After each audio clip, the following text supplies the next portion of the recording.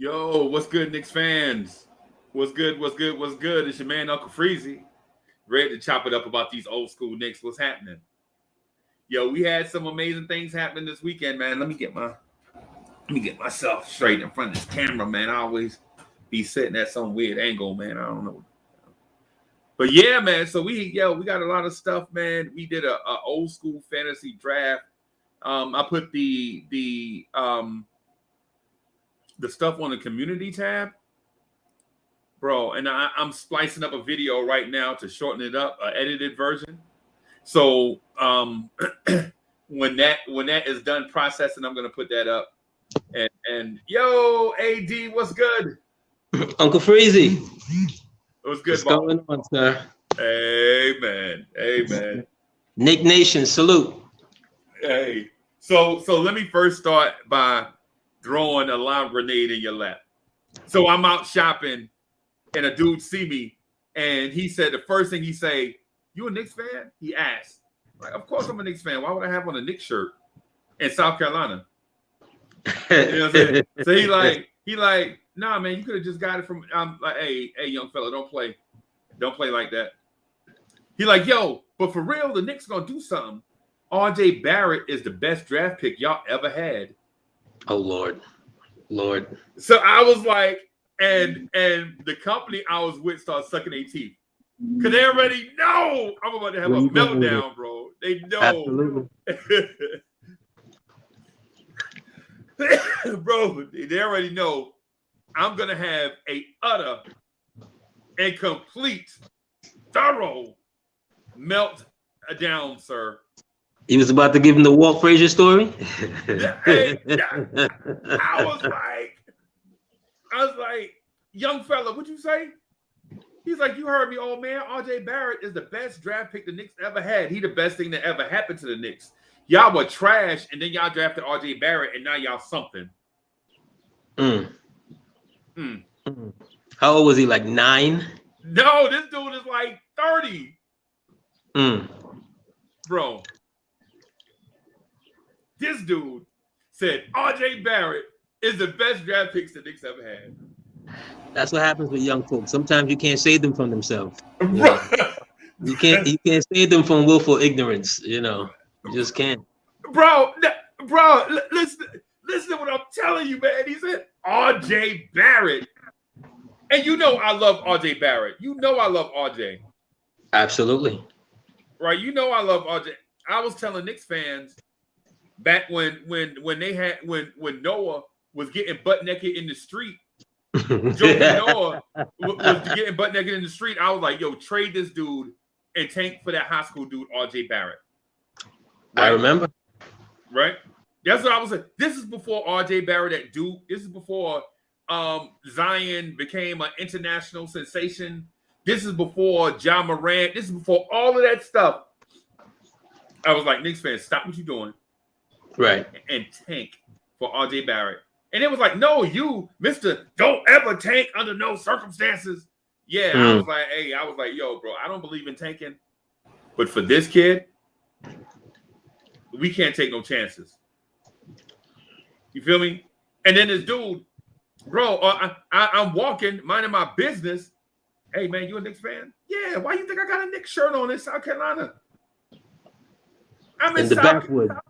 In the deep South. Right. I'm in South Carolina, bro. And this dude see me with a Knicks shirt on. Right? And he is like, RJ Barrett is the best draft pick the Knicks ever had. And I was like, sir, have you ever heard of Clyde Frasier? And so he did the young man thing. Man, you mean that old man that be dressing all weird? Oh, God.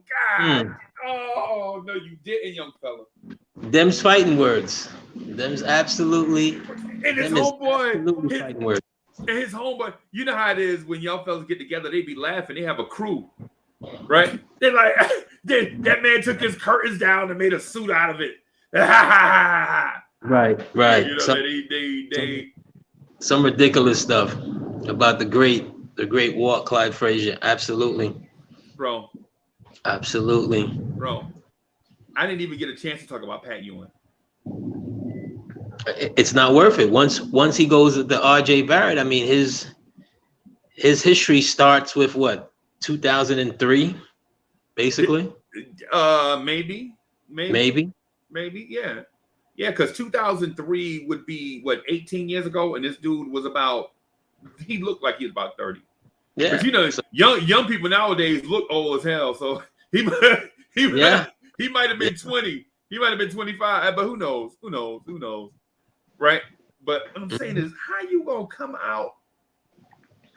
out the face with RJ Barrett is the best draft pick in Knicks history? Because when you're so bad for so long, you become the butt of jokes. Yes. You know, and we're clickbait, you know, all kinds of nonsense. You know, I hear it, you know, but it just like, dude, I have no time to talk about you or talk to you because obviously, as bad as we are, guess who's the most valued franchise in the league? Yes. It's always been that way. Yes. As far back as I know, it's always been that way. So why am I even having these conversations with you and your stupidity? Right. And then what further annihilates our respectability is everybody feel like they can tell those jokes. Like you said, how we the butt of jokes. Now everybody feel like they can tell Knicks jokes. Yeah. You know what I'm saying? Like there's no boundaries. There are no rules no more. You got Sacramento Kings people telling Knicks jokes. I'm like, you guys are the queens. You guys are Sacramento Queens. That you don't get to have Knick jokes. Right. You've been so bad. Like your history, you have like a 2-year good team. The Chris Webber years, and that was it. That's 3 years, maybe. And they didn't even draft Chris Webber. And you didn't even draft Webber. Yeah. Oh my God. Who's the best draft pick in Sacramento Kings history? Oscar Robertson. He played for them for a while when they went Kansas City. I think their best draft pick might have been White Chocolate. I think he might have been their best draft pick. He was definitely the most exciting. Yeah. To this day, even with the young core they got now, they're not as exciting as when Williams first came into the league and he was just doing all kinds of things with his handle and so forth. They're nowhere near as exciting. Right. But look how bad that is. That we would call White Chocolate the best draft pick in a franchise, in a franchise's history. Right. Yeah. And that's no disrespect to him, because like I said, he was a very exciting ball player when he was a baller. Yeah, when he was in his prime, and he ended up winning a championship with Miami years later and so forth. But he was their best home draft pick that I can remember, unless someone else can point out another one to me. I don't remember another one better than him. No, I don't know. No. I don't remember anybody more exciting than that. What? Yeah, not Keon Clark. And they had some good players. They had some good players over there, but they only, like I said, they only had a 3 to 4 year window. Right. That's it. Right. That's it. But you have other fan bases around the league, because ESPN and other news sources has made us a joke, and some of the things that we've done to ourselves, no question. But no question about it. The story they never tell is which is the most valuable franchise. Yeah. Year in, year out. And 5th most valuable internationally. Right. When you talk about every franchise in every professional sports league across the globe, right? Now you're talking about the Knicks versus the Yankees, the Knicks versus the Dallas Cowboys, the Knicks versus Real Madrid. Yeah. I mean, come on. Some other what Manchester United, some other. Yeah. You're like top 5. Period. Yeah. As far back as I can remember, so it's not worth the conversation with some of these other folks. It really is not. It's not. No, it's a waste of time, bro. But unless you feel like arguing. At the time, I did feel a little spicy. You know how I go. Yeah. you out with your people. You really don't want to be there, but you got to compromise some for them to compromise some later. You know what I'm saying? Bro, and to get approached by young people who know basketball, they knew the game. They knew the game, right? But for them to say that, come on. You could say whatever you want to say, right? Like nobody is holding you accountable for the things that you say because everybody has the right to an opinion. It don't necessarily have to be a correct opinion, but it's yours. You have a right to have it. It might be stupid, but it's yours. You know what I'm saying? Absolutely. It's yours. So my guy is like, RJ Barrett is the greatest draft pick in Knicks history. And I love RJ. And you'll have some of our own people that will get on here and agree. No. Hey, dude, no, don't say that. Because remember, our fan base doesn't constitute guys like us or in our age range or whatever. I constitute, from younger people all the way up. So you'll have people that would jump in and say, yeah, that guy was correct. What? Because ask them anything before the day they were born, they know nothing about. Yeah, ask them about anything before 1991. Zero. Bro, do we hear how ridiculous that? Hey, you ask a Knicks fan about anything before 1991. Bro.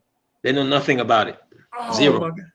In 91, man, I had my own little crib. I was still in the military. Man, I was boxing. I thought I was somebody. The Knicks was good every year. See, I didn't see my Knicks, when I was coming into my adolescence and my adulthood, the Knicks were good. You know what I'm saying? Yeah. Like 85, 86, 87. We were on that kind of like where we are right now, on that climb towards something special, right? Right. My uncles and them, they had become Knicks fans when the Knicks were in that same thing. Like when they got Willis Reed and all them guys, they were like, those dudes were like in their adolescence. So by the time I came along, I was a little baby. The Knicks was winning championships. When I was like a toddler, you know what I'm saying? When I was walking around, going to school, all, you know what I'm saying? First grade, second grade, the Knicks was, winning championships, whatever. And so, but bro, for them to say RJ Barrett, and I love RJ Barrett, bro. I love RJ Barrett is one of my top 7 favorite Knicks of all time. Right now. And he ain't done nothing. He only been in the league 2 years. And that's a big stretch. That's right. That's a big stretch because I wouldn't even put him in my top 7. He may not be in my top. He may not be in my top 15. Right. I was gonna say because he only played 2 years. Right, man. I mean my top 15. He ain't had no highlight moment. He ain't dunked on nobody in the playoffs. Well, he did dunk on somebody in the playoffs. That Bogdanovich dunk was nasty. Yes, he did.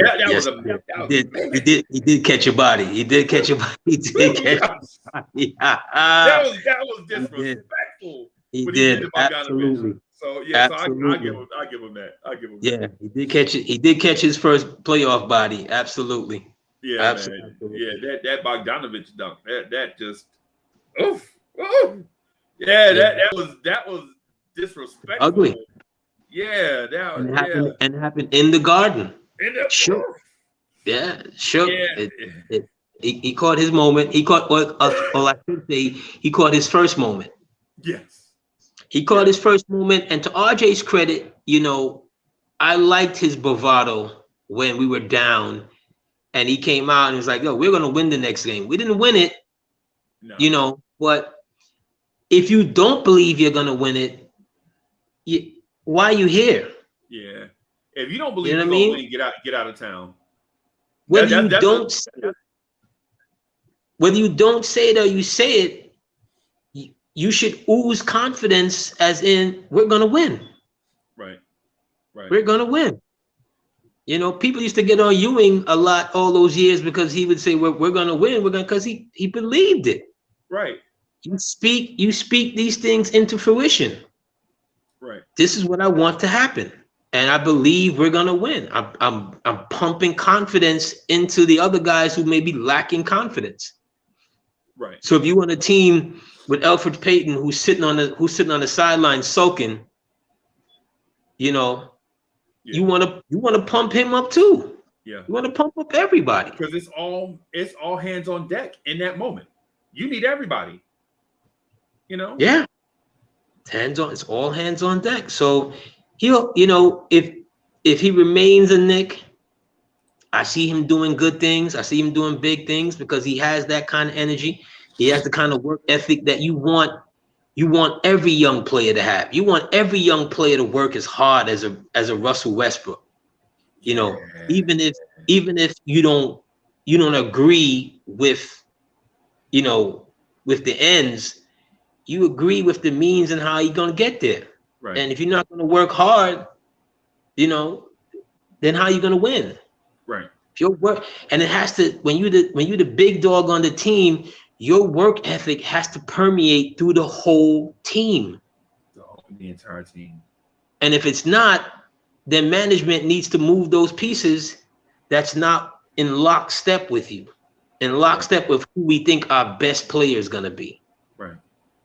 Right. You know, we talk about team building all the time, and those are some of the aspects that you have to have guys that they may not be buddies after the game, but let the chips fall where they may. And those guys are like they ready to roll with it. Right. You know, right. I saw a little tidbit over this weekend about and I didn't watch the whole thing, The Last Dance with Michael Jordan, and he said that somewhere when Scottie was having the surgery or whatever, basically the two best players on the team was him and Rodman. And Rodman got kicked out of a game at some point. Right. And he's telling him, he was like cussing him out, saying, you know, you let me down. You know, you let us down because I need you. Like, you're what I have. And he said later on that night, he said Dennis never comes to his room. Him and Dennis, they don't hang out, nothing. And Dennis rolled up, and Dennis was like, yo, you got an extra cigar? Right. And he took it as like that was his way of apologizing, you know. And then from then on, he said we never had any more problems with Dennis the rest of the way. Right. Right. Because Dennis Rodman had that mentality. You think Draymond Green cried about everything? Bro, Dennis Rodman, bro. If right now, if you think Joel Embiid cries about every, no, I'll take it with one. If you think Luka Doncic cry about everything, put times 10 Dennis Rodman, bro. I almost couldn't stand to watch the game, man, with Dennis Rodman playing, because he complained about every little thing, man. Yeah, but he gave you every little thing. But he did do that. He gave you every little, because he's what.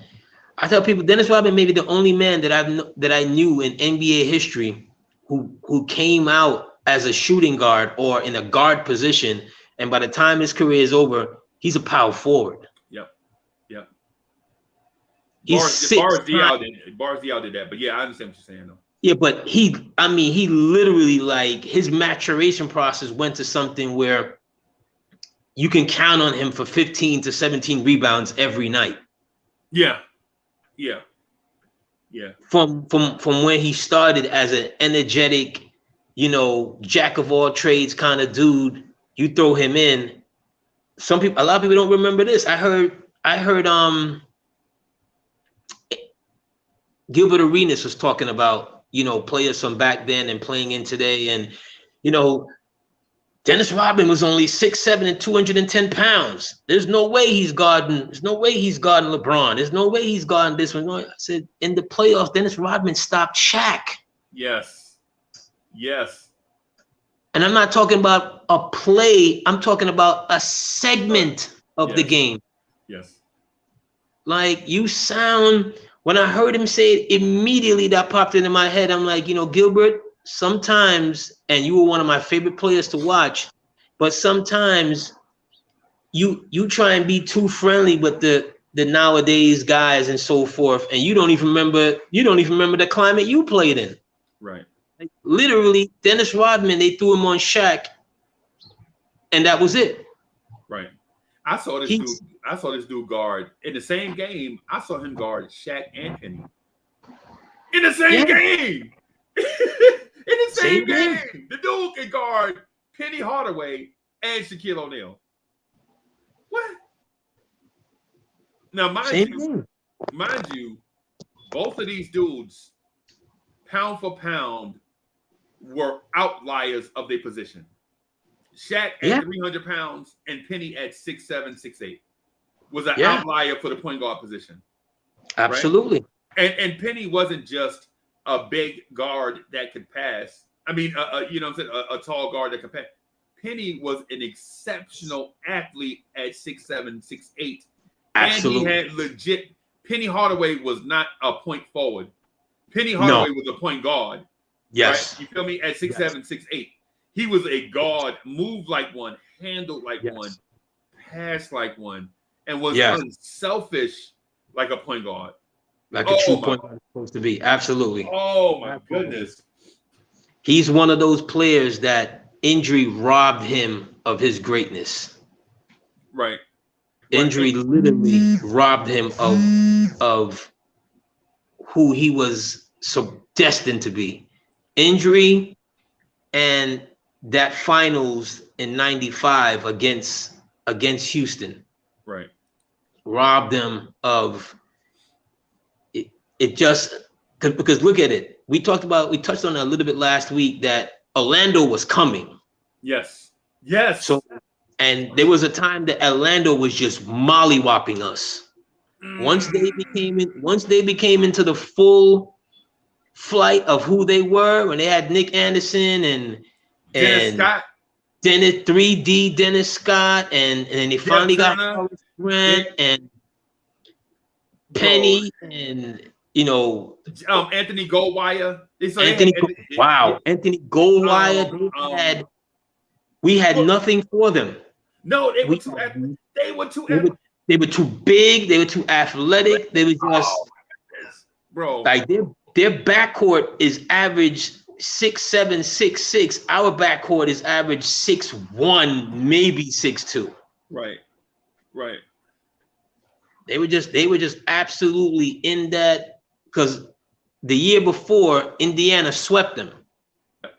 Or was it 2 years prior? I think it was 2 years. Maybe it's the year before or the 2 years prior. Indiana had swept them, and it was like, okay, these guys are coming. You're not going to be able to stop them.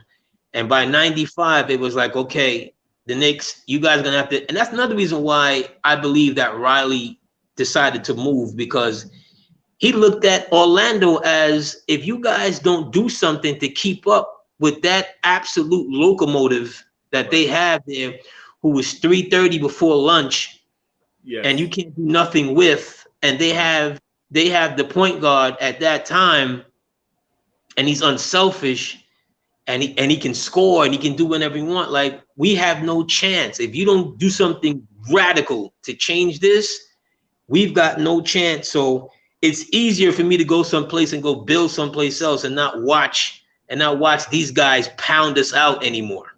Right. Because at that point, late 94, 95, 96, they were pounding the Knicks out. The Knicks had nothing for them. They were too athletic for us. Yeah. They were too, they were.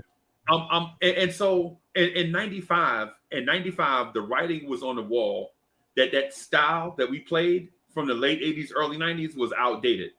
But we didn't know it at the time. We didn't know it at the time because we were still winning games off of experience and guile, right? Yes. But that extra physical style from the late 80s, early 90s, by the time 94 got here, that style was outdated and we didn't know it. But in 94, we wound up making the finals, and a team used athleticism and three-point shooting to beat us. And we didn't recognize at the time that our brute force style was outdated. 95, we realized that when we played Indiana and lost in 95, our style on TV, as I watched the game, I was like, you know what? We got to get more athletic, bro. Because we could beat Indiana. We could beat Indiana, but once we get past, say, the first round in Indiana, we don't stand a chance against anybody else. And unfortunately, in 95, we lost to Indiana. right? Yeah. We lost to Indiana, and it's that, and yeah, I don't want to rehash, Pat Ewing finger roll. He should have dunked it, all that stuff. Pat Ewing legs was shot. There was no. I heard people say he took off from too far. Nah, man. Pat Ewing's legs were shot. I saw an interview. He said he wanted to dunk it. He just didn't have the lift. Freezie, if you remember, he's wearing a white sheath on his takeoff leg. I know. Yes. And just to go back a little bit, was it because that's what Game 7, Game 6, he hits the game winner to get us into Game 7. Yep. When he did his, because he traveled, he did like 4 steps, turn around, hit the shot. Yeah. Byron Scott's face. Byron Scott is complaining to the referee, and he's running all over the place. Ewing traveled, whatever. But that's in Indiana. That was in Indiana. Like, right. If you don't get there without him. But like you said, we're not gonna belabor that point. But I always, it bothered me, and it still does when people go back to that finger roll. I'm like, if you look at him and who he was in his career, if he could have hammered it home, he would have. That's what I'm saying, Pat Ewing. But just keep it a buck. He would have, because that's not the player he was. He wasn't a pump faker. He wasn't a finger roll guy. He didn't have it. He couldn't extend. He couldn't elevate anymore. And he did what he thought he could. And that's it. He didn't even have the second jump to get back up there again to try and tip it. Just didn't. Yeah. And he got killed for that for years. Still, to this day, when these rapper guys put it in their song, about him finger rolling, I was like, come on, guy. You're not come on. They probably wasn't even old enough to see that. They don't understand the context. Come on, guy. Like, that's just ridiculous. Yeah. Some of this stuff, the thing with Pat though is before Shaquille O'Neal, nobody dunked on your center more ferocious than Pat Ewing. And I would say Pat Ewing was probably the second most disrespectful, and the third most disrespectful was probably Alonzo Mourning. Alonzo Mourning was either dunked or be dunked on. That was it with Alonzo Mourning. He was dunk or be dunked on. Yeah. Pat has one. He has one against Andrew Lang. But this is before Andrew Lang broke his wrist when he's in Milwaukee. Pat has one when Andrew Lang is in Phoenix, and he rocks him to sleep on the ISO on the left wing. He rocks him to sleep, and he comes into the lane with that right hand thunder. Boom! Right. And Andrew Lang, his career is nothing to write home about, but he was a decent, serviceable big man that you could put in, that was tough, and that was definitely defensively sound, and he couldn't do nothing with Ewing that day and on that move.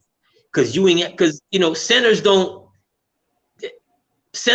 go ISO then nor now, go ISO and go all the way to the hoop.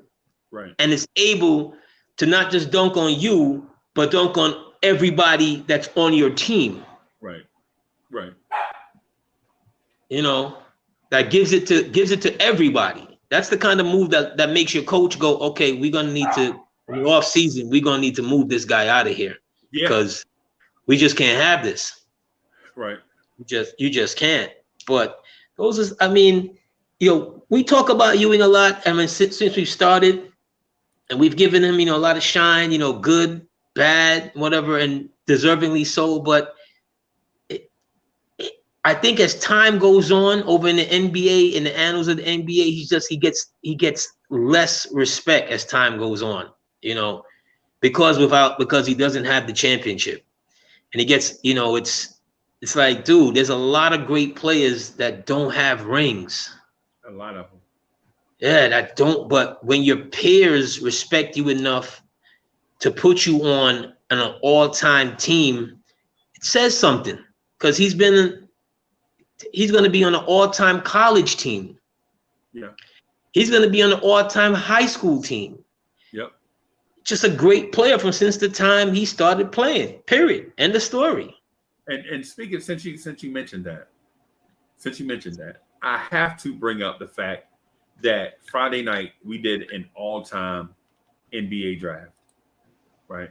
Perfect segue. Yes. so we did an all-time NBA draft, and for those that were not able to watch or are not able to see what I have here, I can put it up on the screen, but it's also on the community tab. Let's throw it up. Throw it up. So I'm gonna share it with AD just for S&Gs, because when you see who was drafted and who was not drafted,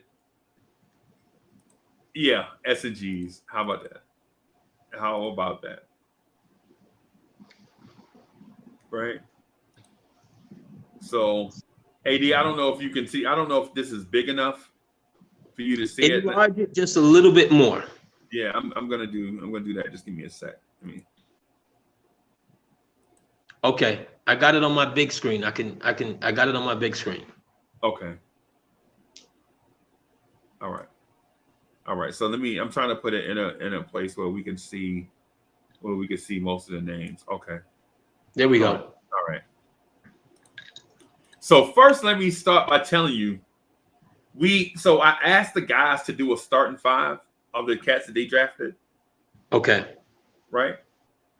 And give me the overall number one pick. I want to hear who the first five, and who's the first five guys selected. All right. So the number one pick in the all-time fantasy draft was Michael Jordan. By Mama said, "Don't trust you." Selected Michael Jordan. So the guards. So just as a helpful hint, guards are in red, forwards are in blue, and centers are in black. Right. Okay. All right. So the first five picks of the draft of the old school fantasy draft were Michael Jordan 1, DSJ, who's in the chat, took Shaquille O'Neal at 2. Okay. Bricks Nation selected LeBron James at 3. Okay. Hadouken Sharon, who's in the chat, selected Kobe Bryant at 4. Okay. And Worldwide L selected Kareem Abdul-Jabbar at 5. I'm not mad at that. I'm not mad at that. I am very mad. I'm not mad at that. I mean, Shaq to me is in your top 12 ball players of all time. Right. But I can't be mad at him drafting Shaq 2. That's not an embarrassment. That's not yeah. Okay. I'm not mad at those five. I'm not. Right. I wouldn't have. Those were maybe 2 or 3 of them would have been in my top 5, but I'm not mad at that. Right. So depending on how you feel about LeBron James and Kobe, both are both are league MVPs, both are multiple time NBA champions. I do feel like the number 2 pick should have been Kareem Abdul-Jabbar or Wilt Chamberlain. That's just in my opinion. Yeah. Right? Just in my opinion. Right? So I think so Chuck Allen is in the draft also, right? Chuck Allen, which was kind of unfair. Chuck Allen had to draft 2 teams. I kind of feel like, him picking 2 teams kind of diluted his draft. The next time we do it, we want to make sure we have 10 guys. I thought everybody picked 2 teams. No. Chuck Allen volunteered to take 2, and Worldwide L volunteered to take 2. Oh, okay. Because okay. I see what you're saying. I couldn't get in contact with G-Man for Life. Mm-hmm. G-Man for Life would have drafted a team, most likely. And some of the guys that said on the Knicks Morning Drive, they said they would do it. But when the Knicks at Night podcast came on, they wasn't available to draft. So. Okay. Gotcha. But anyway. Hold on 1 second, Freezie. Let me also say salute to the chat. I don't think I saluted the chat as of yet. So pardon me. Happy Labor Day weekend for all of those that work hard throughout the year, these trying times, you know what I'm saying? Have your relaxed day and so forth, and salute to you and your families and so forth. Right. No doubt. And I share the same sentiment. I share the same sentiment, man. Hey, David Parker, what's good? I see you. DSJ, what's happening? Pudge, Nice is in the building. Sherwin M is in the building. Chuck Allen, what's happening? We see y'all, man. Shout out to y'all. I think Duke is in here somewhere. Chop Low, what's good? We see you, Chop. I heard does Hadouken have a show now? Yeah, Hadouken Sharon's No Life Pod. Make sure y'all subscribe to that, man. All right. Will, what's good? No Life Pod, Hadouken, salute. You're doing big things. Salute. I'm gonna try and give a watch. I'm not gonna try. I'm gonna give a watch. No Life Pod. All right. Tone Wu, what's good? Hey, so I ain't gonna lie to you, right? This is so for one, I'm frustrated that I think Willis Reed wasn't drafted. Now, I know where you're going with that Willis is not drafted, but it depends on who are your centers, because you just mentioned 3 centers already, and Willis is not better than those 3. What about Bill Laimbeer? Is he better than Bill Laimbeer? Yes. Is he better than Arvydas Sabonis? Is he better than Rick Smits? Yes, definitely better than Rick Smits. Yes. Robert Parrish, Dwight Howard, Yao Ming. I'm gonna say Parrish. He's right there with Parrish. Parrish is right there with him. Dwight Howard, athletically, he wouldn't have been able to deal with Dwight. Right. He wouldn't have been. No, I mean, he's a serious ball player, but just talk about the skill set. He wouldn't be able to deal with Dwight. What about Sam Perkins? Oh my God! Stop it. Yes. Yeah, stop. What about Vlade Divac? Stop it. Those guys I like Vlade. Vlade, a lot of skill. Vlade could pass. Vlade could shoot. Vlade's a lot more of the modern day big. He could hit the 3. So I can understand somebody taking Vlade over him. I can understand that, but that's a talk. But the Rick Smits, no. Right, those guys were drafted over Willis Reed, and we're talking. And this is a Knicks channel, by the way. So this being a Knicks channel, and Sam Perkins getting drafted over him. Who you with? It's like who you with? Sam is. I like Big Sam, but let's understand something. North Carolina Sam is not the Sam that came to the NBA or didn't, manifest to the NBA. That Sam became more of a stretch 5. Right. Could still play defense, whatever, and no disrespect. Like I said, no disrespect to Sam, you know what I mean? But you can't put Sam and Willis Reed in the same. There's a lot of guys that center or non-center, whatever, Willis has an all-time signature moment. Yes. Period. Right. When you hear Marv Albert on the voiceover, and here comes Willis Reed. Yeah. And you hear Walt Frazier talk about it, that 3 of the greatest ball players of any era just stood and watched in amazement of like, we can't believe Willis is out here. Yes. And just for the mere presence of who he was, Walt talks about it. I've heard others, Dollar Bill and Fallback Baby, Fallback Baby Jumper. His name is skipping me right now. A lot of them other guys and Phil Jackson talk about it. Like when he touches the floor, it just lifts them up. Right. It lifted him up to where Walt has his greatest game ever in a game 7. Right. So there's a lot of players like you dream to have that moment. You dream to walk out. You know what I mean? That's like you walk out and that everything is on you.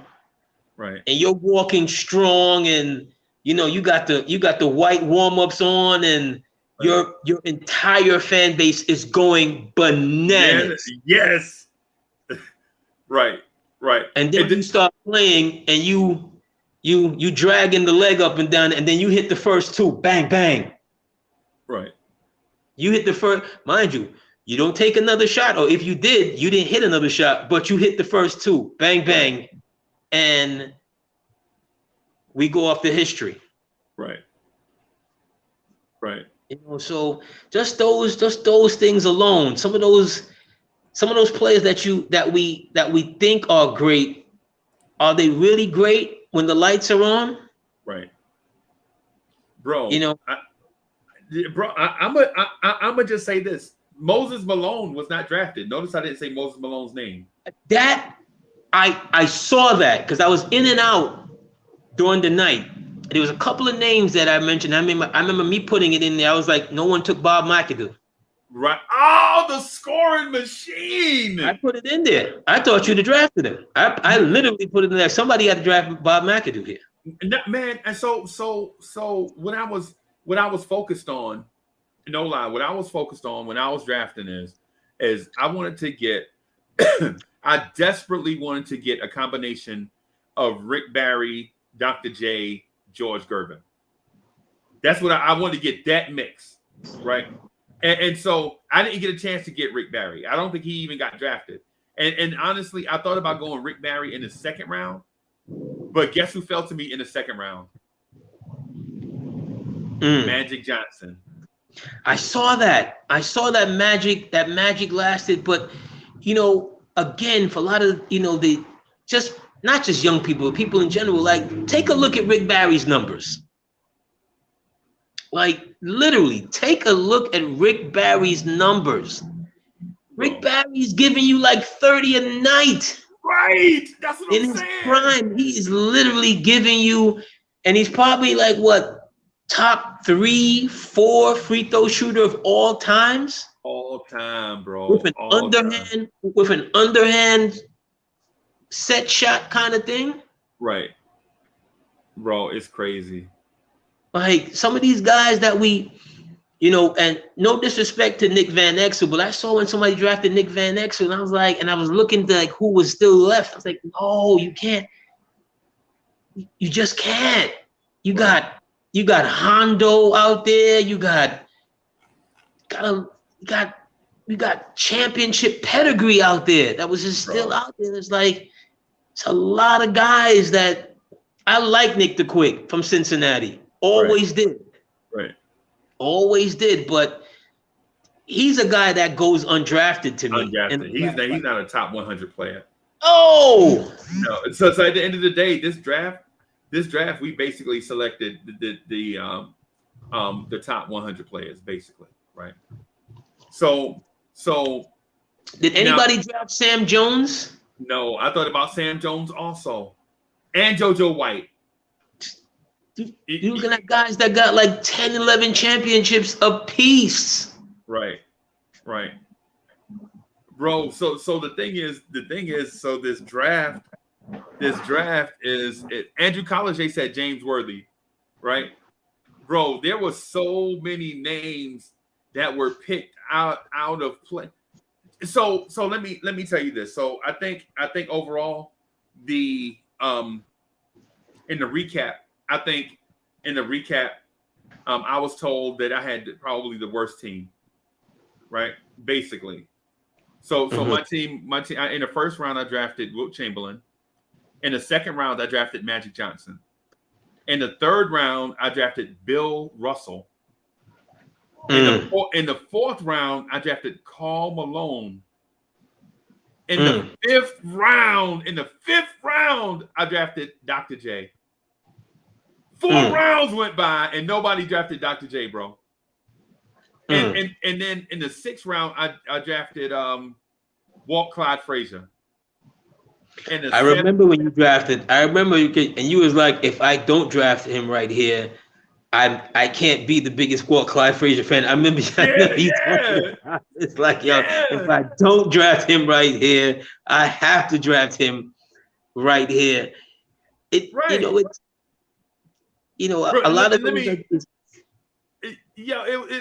So I'm gonna finish these last 4, right? So after Clyde Frasier, I drafted the Iceman George Gervin.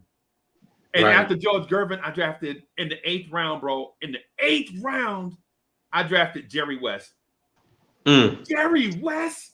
The logo in the 8th round. In the 9th round, I drafted Alex English. And in the 10th round, I drafted Havlicek. Yeah, that's... Oh, I can't believe I have the worst roster. I have to hear everybody else's roster, but that's a mean, like literally, with the first 3 guys you drafted, or 3 of the first guys you drafted, everyone else, you're never getting a rebound. Right. You're never getting a rebound. You're not coming in the paint. Right.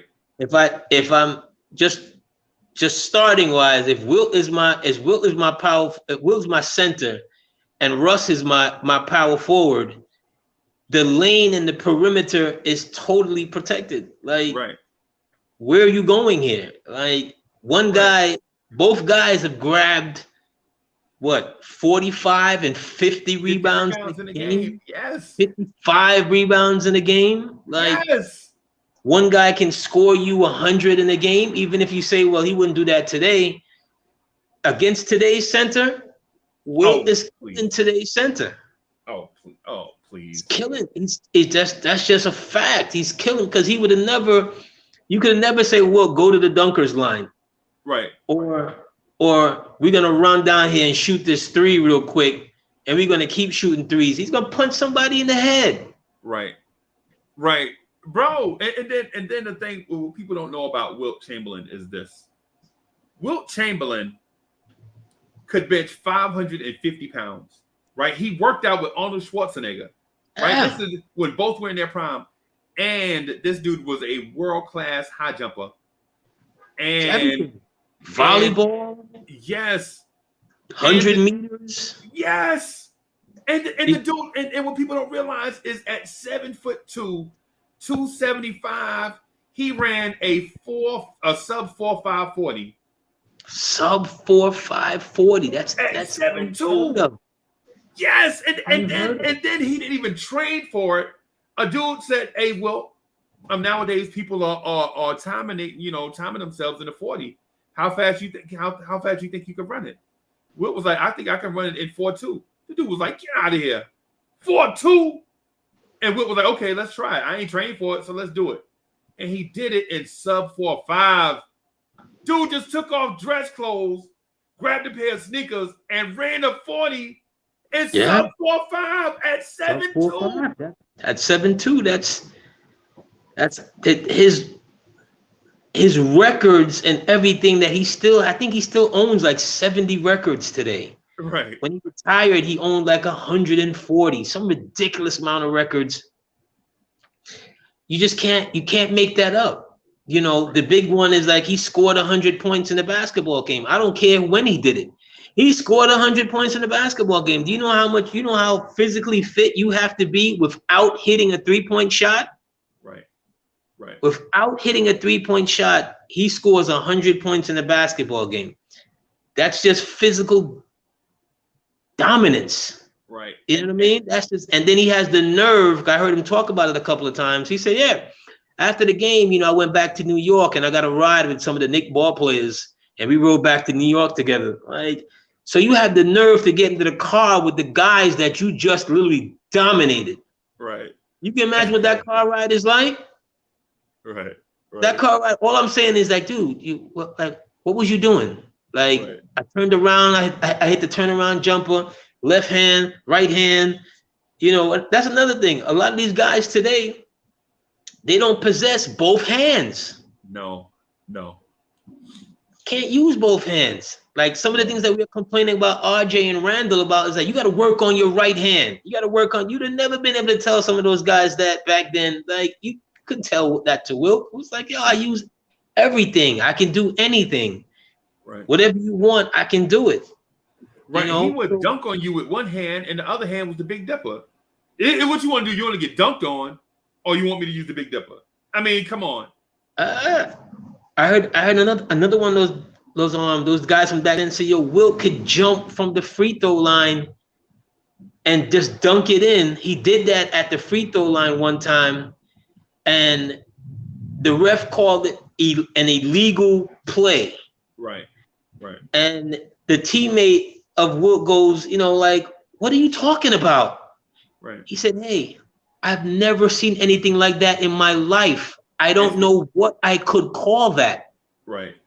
Because he couldn't hit, as great as he was, he couldn't hit free throws. Right. So he was like, you know what? All right, bump this. I'm just going to just jump and dunk it in. From the free throw line. That's a standstill leap, frog leap, dunk into the basket from the free throw line. Bro, this I'm not gonna lie to you. The doing the all-time draft kind of lets you know how players are viewed. Say for instance, right? Hadouken Sharon talked me into allowing us to sign a free agent. That somebody that wasn't drafted after the draft was over. And I was like, I don't know, man. You got 10 rounds. I was like, you had 10 chances to pick a guy. This is my mindset now. I didn't tell Duke this at the time, but I was like, dog, you had 10 chances to pick a guy. You know what I'm saying? What do you need an 11th chance for? But I was like, okay. And so when we did the second the free agent signing, right? Just everybody, just a free for all, right? Names like Lamar Odom were taken. Names like Sedale Threet were taken. Somebody took Jamal Mashburn, bro. And somebody took Darryl Dawkins, right? So when I got my chance, I was like, do I take Moses Malone or do I take David Thompson? Right? And so I'm like, how does Moses Malone, even after the draft and after we get the sign free agents, nobody still take Moses Malone? Sheer principality. Again, a lot of these guys, and we talked about Moses, was it last week or the week before, just utter dominant. Moses taught Hakeem how to play. Yes. Just Patrick Ewing's first game, when he comes over the back and he dunks against Philly and he dunks on Moses. If you look at the stat line, Moses destroys him. Ewing had 20 points. Right. But Moses beat him up. Yeah. Couldn't stop him. Like, that's another one that's, as time goes on, the lack of respect of guys that we know, like Sedale Threet. Come on. No. Sedale is not in your top. He's not in your top 4,000 ball players. Right. I was going to say. Sedale Threet was a role player, bro. Like, no. Just no. Not unless somebody from his neighborhood was in the draft and say, let me draft Sedale Threet. No. Or you just grasping for straws, and no disrespect to whoever drafted him. That just no. You're just not. He can't make this. He can't make that squad. No. Maybe if you had a 50 team lineup, a 50 team lineup, and you said someone drafted him, okay, it's 50 teams. That's different. That's different. Seven teams, and that's your free agent that you pick up. You pull out Sedale Threet? No, bro. I just and so with the reason why I want to use this as a reference is because we do a show together. This show right here, Old School Knicks, where we generally talk about things of Knicks past and of the NBA that happened, back in the day about the NBA, right? So we do this draft, and I hear names like Rasheed Wallace. I don't think he a top 100 player, bro. Okay. I wouldn't think he's okay. He may not be a top 100, but I can understand it because some of these things are your generation and who you grew up with. But it's not an embarrassment to say Rasheed Wallace. You see what I'm saying? Like, Sedale, if you got Rasheed Wallace right there and Sedale Threatt right there, and you picking Sedale Threatt over Rasheed Wallace, like you should really give back your basketball, collector's item. right. Like seriously. Right. Rasheed Wallace, probably will be in the Hall of Fame one day. Yeah. Sedale Threatt, unless he gets an invitation, he'll never be in the basketball. He gonna not only is he gonna have to wear a badge with his name on it, so people can recognize him. And his badge is gonna have to say Sedale Threatt, former NBA player for such and such teams. Because Sedale Threatt, nah, bro. Nah, bro. We can't do man. Sedale Threatt, nah. I'm gonna point out some guys that real quick that I think shouldn't have been here. Right, just real quick, right. Where is it? I saw it because it was funny. So, I don't know about Rick Smits, Jim Jackson, Drazen Petrovic. Yeah, Jim Jackson, bro. No, God, that's almost as bad as Sedale Threatt. Stop it. No, I need to know who drafted Jim Jackson. No. I need Worldwide L selected Jim Jackson. Worldwide L. Let me give you something. If you're saying that you drafted Jim Jackson for the mere fact that him and Jason Kidd got into a beef over Tony Braxton many years ago, I'll give you that. For just his taste in women, I'll give you that. Everything else, no. Sorry, my guy. Right. Sorry. No. Right. No. So Sam Perkins was drafted. No. Nick Van Exel. No. Who else? I think was probably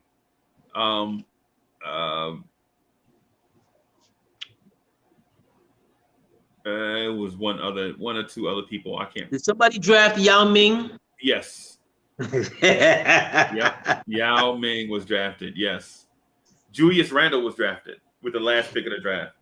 Like, if you're gonna draft Yao Ming, right? Did somebody draft Joker? No. How could you draft Yao Ming and not draft Joker? Right. Joker's a far better player than Yao Ming ever was. Yep. And Joker can stay healthy. Yao Ming was an okay ball player. In my opinion, he's an okay ball player. Right. They put him in the Hall of Fame. He's not a Hall of Famer, in my opinion. Right. Bro. You know what?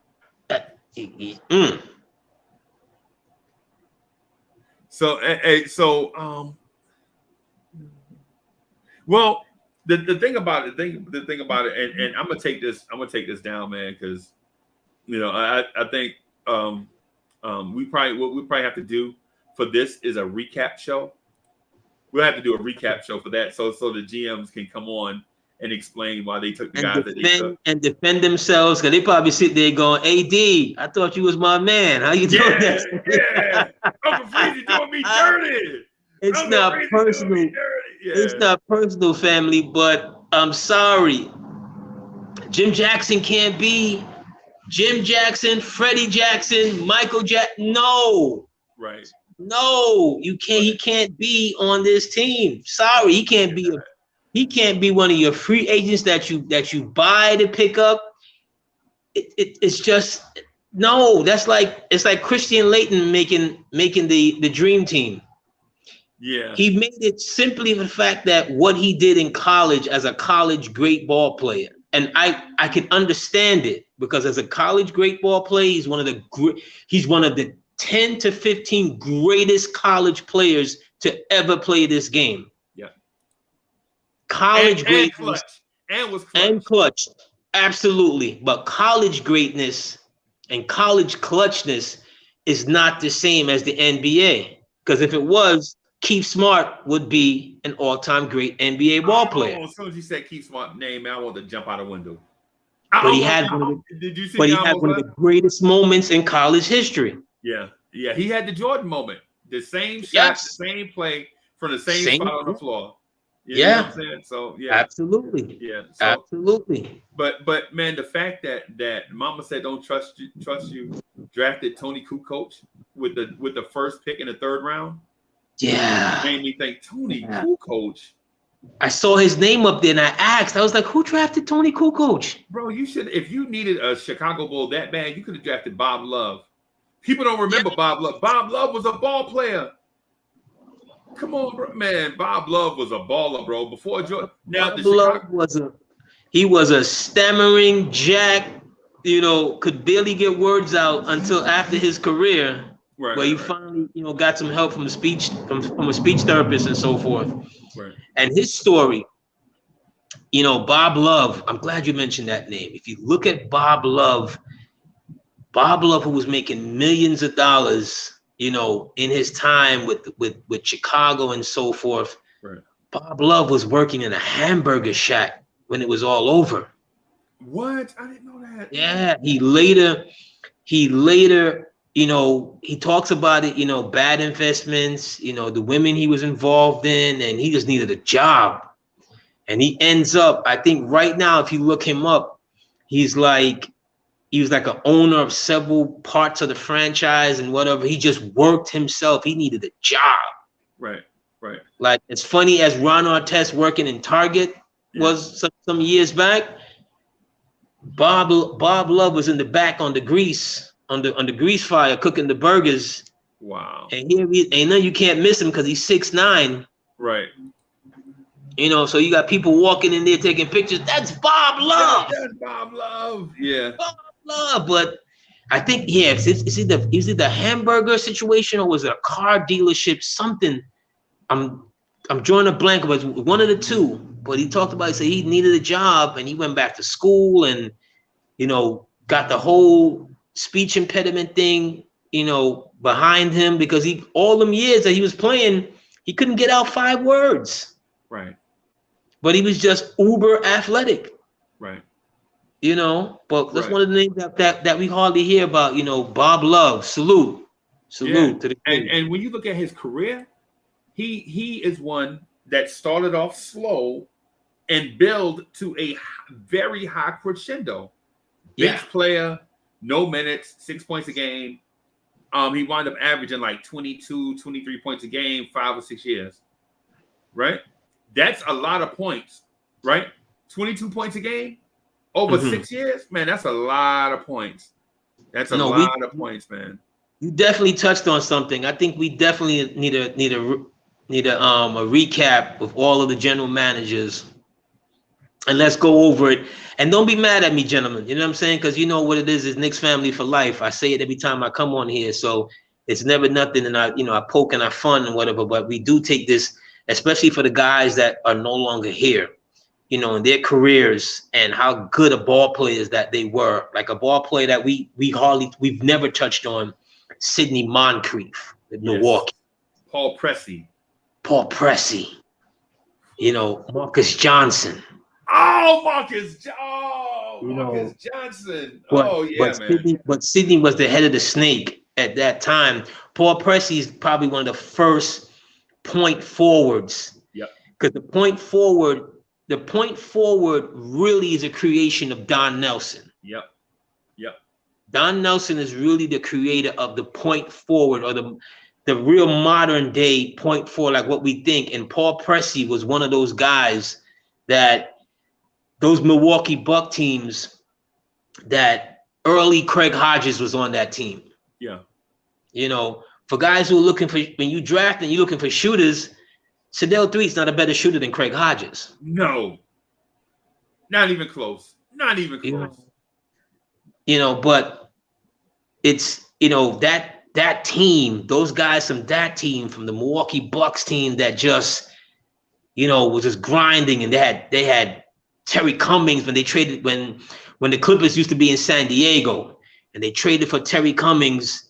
And they thought that Terry Cummings was supposed to help them go over because they had, Johnson, Cummings, Pressey, Moncrief. They had Did they have Albert Robertson? Albert Robinson was like a couple years later when that particular team had disbanded. Albert Robinson was a couple of years later. But that particular team that I'm talking about was from like 1982 to about 85. Right? 85, right? Yeah. And they was right in the mix with Philly and the Celtics and a Knicks to a little bit in Detroit as Detroit was growing at that point in time. Yeah. But that team, in NBA history, those teams are forgotten. Alton Lister. Not a great center, whatever. They had Bob Lanier at the end of his career. End of his career, yeah. End of his career. Another name. You can't take Rick Smits over Bob Lanier. No, you can't. You can't take. I'm gonna throw a name out there. I'm gonna throw a name out there that wasn't drafted and nobody even brought him up. And I was thinking about it on when we were drafting Wes Unseld. You can't, dear God, you can't take Rick Smits, Yao Ming over Wes Unseld, bro. Wes Unseld. You just can't. You just can't. Just look at his numbers, bro. Just look at he's what rookie of the year and MVP in the same year, bro. I'm telling you, this cat Wes Unseld, right? When you go back and look at the games, before he knew that he would jump in the air and then figure out how he was going to shoot the outlet pass. And he's like one of the great outlet passers. Yep. You know what I mean? One of the I saw Wes Unseld jump and then shoot. He jumped. He's like, no, I'm gonna shoot it right-handed. No, I'm gonna just turn around and shoot it left-handed in the air. And that's the most awkward thing I ever seen in my life. Yeah, another one, Elvin Hayes, the Big E. Oh my goodness. These are look up his numbers. And I remember him having a beef that he was one of the top 50 ball players back in the day. Right. And Elvin's before my time, but a lot of those guys, I looked up his numbers. Like, oh my God, this is embarrassing. Look at his rebounds, bro. Look at his rebounds. Look at his numbers. His numbers is crazy. Right. A lot of these guys, when I'm looking at, I think, and maybe we need a whole show on this particular, the ABA, right? Oh, man. There's a documentary that it's an old documentary that was did by HBO about 25 years ago. So it's called Long Shots. Still worth watching. YouTube has it. Still worth watching. And when they talked about the old Indiana teams, which was like the staple of the NBA, the Virginia Squires, when they talk about that St. Louis team, right? And his name is skipping me right now, but he passed away a few years ago. He went to Providence, and he was a small forward. His name is going to come to me. He passed away just about maybe about 10 years ago. Okay. And I looked up his numbers as a small forward. Barnes. Last name is Barnes. Okay. His first name is going to come to me. I looked him up. He went to Providence, and I'm looking up his numbers as a small forward. What small forward outside of Dennis Rodman in the modern game that's averaging that can grab 13 rebounds? Bro, are you serious? That can score 25 points and grab 13 rebounds. Bro, nobody. No, not average for a season. No, they might do it in a game. Because the one thing about rebounding, and maybe we need to address like specific points and attributes in the game and how you get to it. Rebounding is all about energy and effort. Yep. Energy, effort, toughness. Right. Like you got to be willing. You got to be willing to get your nose broke. That's why I was telling people the seasons that Julius Randle had the past 3 years, bro, to average 22 points a game and double-digit rebounds and 6 assists. Get out of here. Are you serious? It's tough. Yeah, so L Train asked us if we remember Lou Hudson. I don't remember Lou Hudson play, but I remember my uncles used to talk to me about Lou Hudson. That's about Lou Hudson being smooth. One of those names, one of those guys that is before our times, but you heard those names. Yep, they was like, Lou Hudson is smooth, man. You heard those names, and those names should always live on. You know what I mean? Those guys that who really, Tiny Archibald. Oh, bro. Now, as a Knicks fan, the only three players that I respect from the Boston Celtics, there's three of them. Everybody else can go to hell, right? But three players I respect: JoJo White, Nate Tiny Archibald, and Larry Bird. Everybody else, I don't care about the Celtics, right? Basically. But JoJo White revolutionized the way point guards play basketball, right? Would you see nowadays from Kyrie Irving, your Isaiah Thomases? You know what I'm saying? What you see nowadays is JoJo White, right? JoJo White was like, I ain't doing all that hopping, backing down. JoJo White was like, I'm going to size you up with this slick handle I got, and I'm going to break you down off the dribble. He ain't doing none of that slick backing you down all the way down the court, get turned, all that blah, blah. He ain't doing that like what you see Magic Johnson do in the 80s. That's classic New York. I mean, that's classic point guard play. That's just, the blueprint for, back your guy down. He might turn you. You go to the other hand, keep the ball away from the defender. JoJo White was like, I want you to reach. Yeah. I want you to try to steal this ball. Yeah. So I can embarrass your defense. And I saw JoJo White, right, sizing up a guy, just dribbling at the top of the key, just going between his legs, right? Just casual, man. Just casual going between his legs. A dude reached, and JoJo White went to the rim. By the time the dude pulled his hand back, JoJo White was at the rim throwing up a floater. He's like, I dare you to reach. I dare you to this. Yes. JoJo White was the forerunner of the Kyrie Irving. But you know what, AD? You know who I was surprised didn't even get a sniff? George Mikan. Well, I'm not surprised because if Willis doesn't, because Willis is kind of in the mold of Mikan, right. That undersized center. Because in today's day, Mikan is going to be Mikan, Willis, Wes Unfeld. All of those guys are like, you're talking about at best 6'9". Right. You're talking about at best. And in his era, when he played with the Minneapolis Lakers at that time, right, he was the big guy. He was the dominant guy.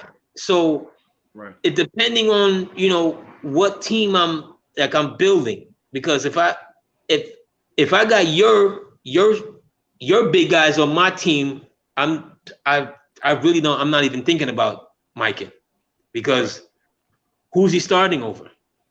Nobody. Who's he taking? Is he Wilt? No. Is he Moses? No. Is he Russell? No. Is he Moses? You got Moses? No. So that's more like an era thing. I can understand guys even older than us, like, nah, we're gonna need Mikan on there. Okay, I can understand that. I didn't see him play. I can only talk about what he won, like 5 championships with the Minneapolis Lakers. Cool, yeah. You can't doubt guys who were the spearhead of their team. It's not like he's Will Perdue. You see what I'm saying? Like, you got all these championships and you're Will Perdue, but you weren't the spearhead. Right. But maybe we should have this draft again. Maybe we should draft again. Maybe we should recap this first one. Have this draft again, in a bigger pool, and we come out, because it's a disservice to a lot of players that that just you can't draft XL over Chauncey Billups. No. Just can't. It's not as good as Chauncey Billups. It's not. Right. Bro, there was so many. Rick Barry not getting drafted was a crime, was a shame before the Lord. Moses Malone not getting drafted was a shame before the Lord, bro. I mean, come on. I mean, before Rick Barry, they hated him. The guys who played in that era with Rick Barry, if you hear them talk about Rick Barry, They hated Rick Barry, but when they talk about him, yo, that was a badass white boy. You had to respect him. Had to respect him. And his athleticism was very underrated. Because he was a guy, he could spot up and shoot, right? He could spot up and shoot. But if he caught you, like he pump fake, if you fell for the pump fake, he was going to dunk on your center, right? And people were like, what? And he was mean. Yeah. He was nasty. And then you couldn't foul him because if you fouled him, you had to send him to the free throw line. Yeah.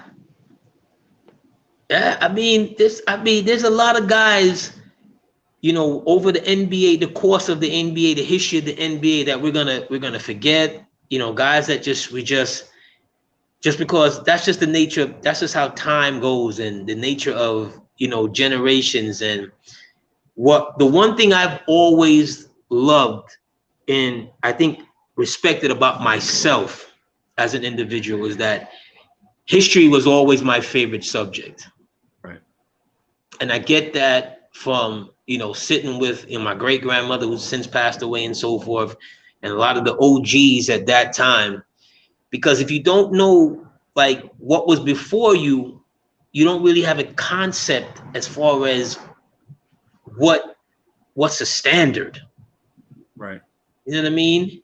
Like your center averaging 6 rebounds in a season, and because he got 20 points, you look at him like he's a dog. He's a big guy. Like the biggest man on the court who spends the most time on the floor should not be getting 6 rebounds in a game. That should be in a half. That should be in a half. Right. At least in a half. Right. So you say my man gets 1.5 rebounds every quarter. Especially in a time where you have more possessions. Right. And so here's another name too. Nate Thurman. Nate Thurman. Dude, I think Nate Thurman. Dude is a double machine. Right? Double. I remember Nate Thurman as a guy that was going to get you 13 points, 15 rebounds, or something like that. You know what I'm saying? That's what I remember him as. You know what I'm saying? But the thing is though, we should probably do the draft again. But bro, I was saying the whole time, like listen, don't get caught up with dudes don't get caught up with names like Paul George just yet. You know what I'm saying? Because Paul George has excellent numbers, right? But would I take Paul George over Scottie Pippen? No, I would not. You know what I'm saying? I'm gonna. Woo! You know what it is? Yeah. Okay, I think I'm gonna take Paul over Scottie. Oh, you are bugging. I think I'm gonna take Paul over Scottie for one reason only. Paul never shied away from the moment. You see, and the things you do on the court. Scottie has his Game 7 migraine. Scottie has his Game 6 meltdown against the Knicks. You can't look at the totality of the player and leave out those moments because your team is depending on you. Right. The Game 6 against the Utah Jazz. Remember his back? Remember he had a hurt back. And he didn't want to play. And Mike was like, Scottie, you got to go out there, bro. Yeah, you got too many of those. And he squawked about the Hubert Davis. Like, you fouled Hubert Davis. You fouled him, bro. Come on. Like, especially in today's game where you can't be under the player's legs, that would have been a flagrant foul. Yeah. Because once Hubert Davis lets the shot go, you clearly see he knocks both of his arms in the follow-through. Right. Hubert falls down, you get upset, and you carry it on for whatever. Paul George, the truth. Well, not. You know what? I'm mistaken. My bad, ladies and gentlemen. I was looking at when you said that, I'm looking at Paul Pierce. Oh, okay. When you said that, so my bad. Scottie, Paul George. Yes, I'm taking Scottie over Paul George because Paul, you you need more moments, my guy. You need more moments, and I'm always leery of people who, when it goes wrong, you want to talk about, you were having mental health issues and this, that, and the third, and blah, blah, blah, blah. Like, I don't need to know your personal dynamics. I really don't. You get millions and millions and millions of dollars to go out there and do your job. So I thought it was Paul Pierce, because I'm like, no, you crazy. I got to take Paul Pierce. Look at that. Look at Paul Pierce. His big game. Game 5 in Miami. LeBron guarding him. Right. When he locks him with the 3 and he's running back and he's saying, he can't guard me. He can't guard me. Right? LeBron is like 6 years younger than him. And if you ask Paul Pierce to this day, he'll tell you, I was better than LeBron. Right. I was better than D Wade. No one gives him any credibility to that, but look at his numbers in some of these big games when he needed to show up. Like, and he showed up. I've showed up. I'm there.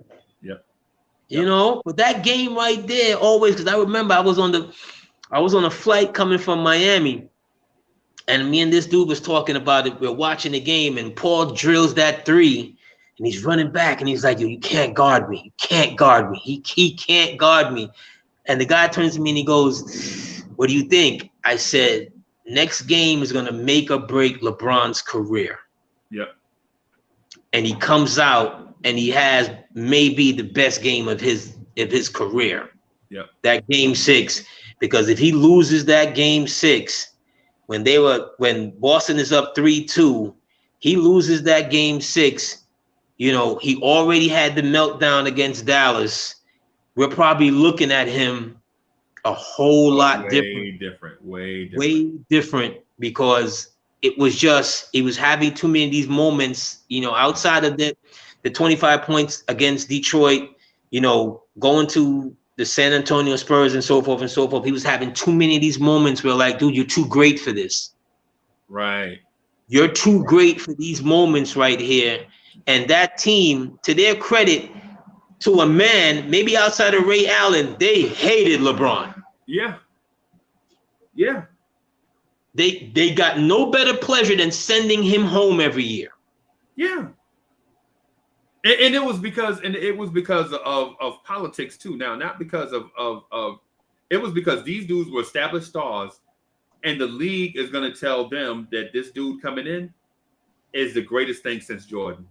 He better than y'all already, and he didn't play the second in the NBA. A lot of NBA stars were offended, but you know what though? The league was right. LeBron James was going to be better than them, right? The league was right. It took him, his move to Miami for whatever reasons, whether it was personal, professional, whatever.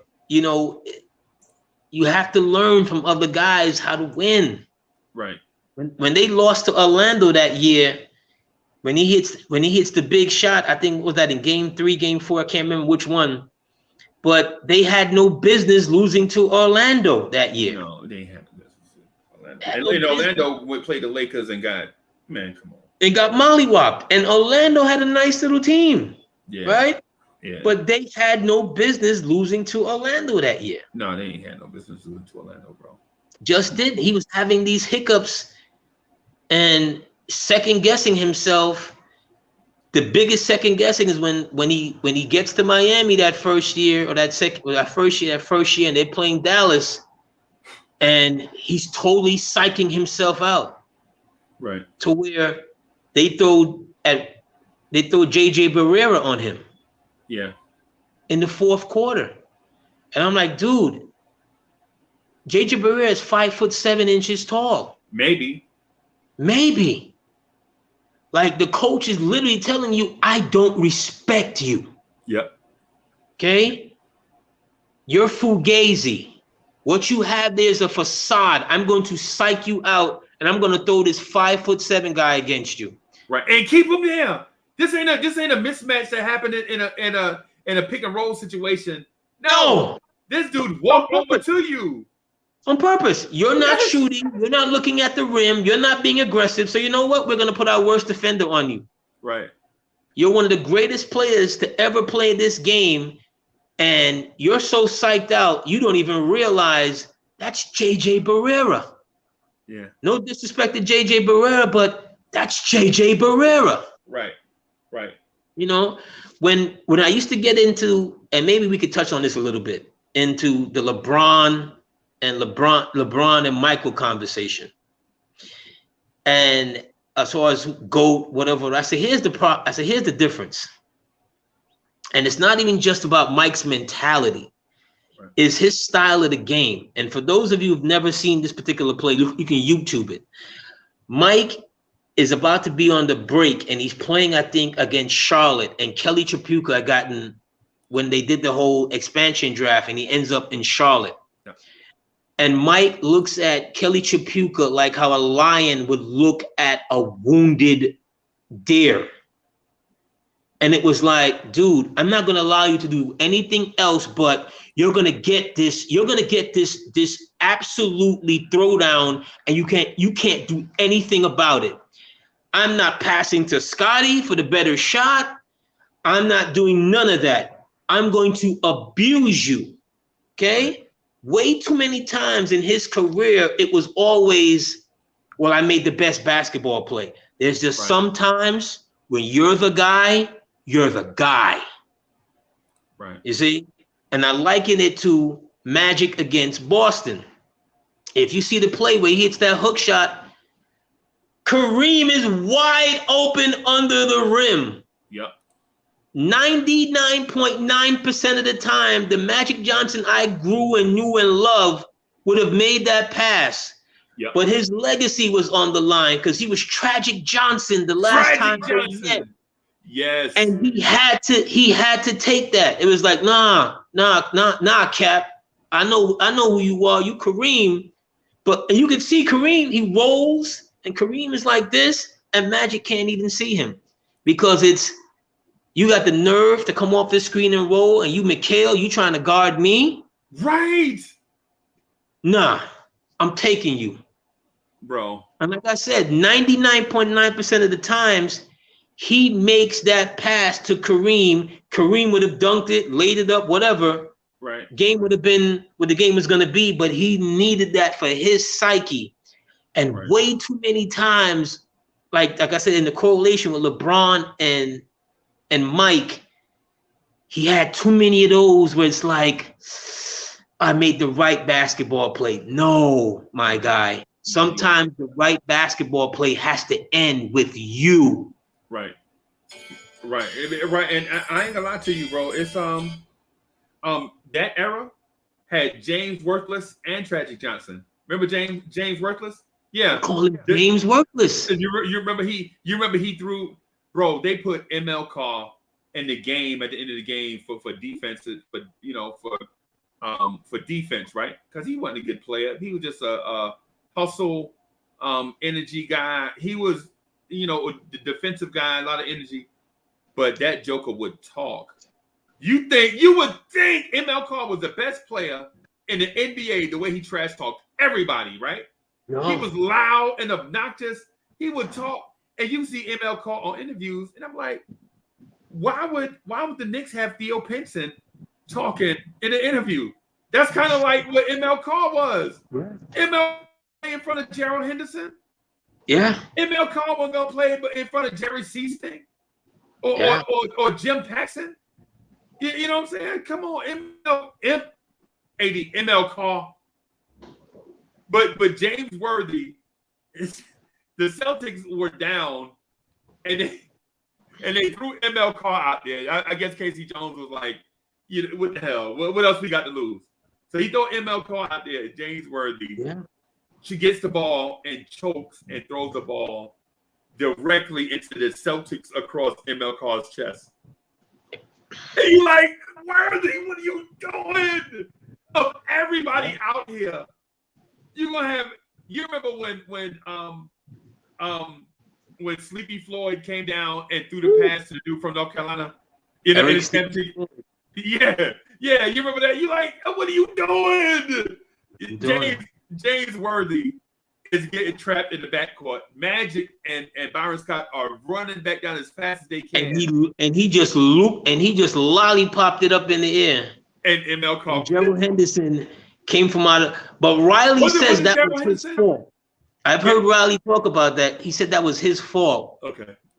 Because he said he should have called the timeout and diagrammed the play to Magic to whatever. But when you see that pass, it's like, remember, look at the atmosphere. It's old Boston Garden.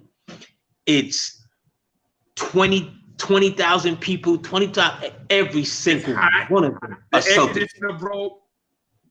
The air conditioner broke. Johnny Most on the microphone. Oh, he was a homer. Red Auerbach got this. He got the cigars on the side. He's smoking in the place where there's probably but back then you could smoke inside arenas and things like that. Right. But he's probably puffing an extra smoke on you. Right. Everything. The leprechauns are running back and forth, and right. James was still a young ball player at that time, but he just lollipopped it up. And Gerald Henderson comes in later. Nick guard Gerald Henderson, who we traded the number 5th pick for overall. It turned out to be Scottie Pippen, but let's not go there right now. He steals it.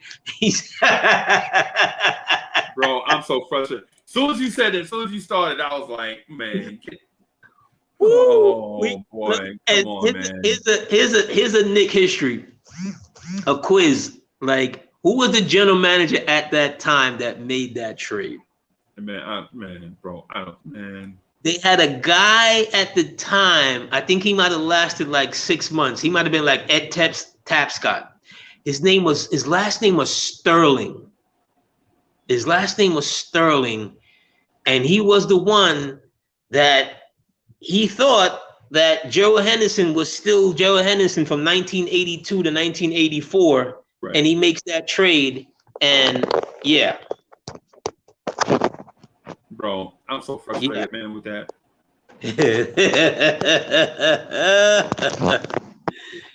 Oh my God. Blast from the past, Knicks history.